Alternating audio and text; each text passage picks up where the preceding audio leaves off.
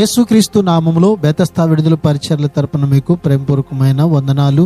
ఈ దిన వాక్య ధ్యానము, నీ కార్యము చేత నీవు నన్ను సంతోషపరచుచున్నావు. కీర్తనల గ్రంథం 92వ అధ్యాయం 4వ వచనం.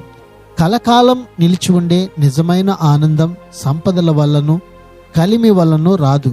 అది హృదయంలో దేవుడు జరిగించే పని మూలంగానే వస్తుంది. గొప్ప కష్టాలలో శాంతి సంతోషాలను విశ్వాసి తప్ప మరెవరు అనుభవించగలరు?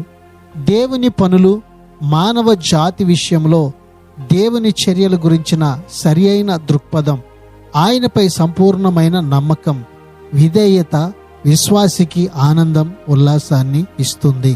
ప్రార్థన.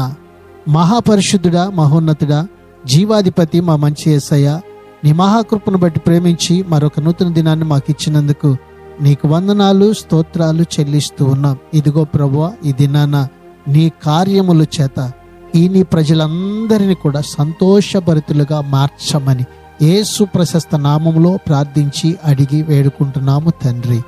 ఆమెన్.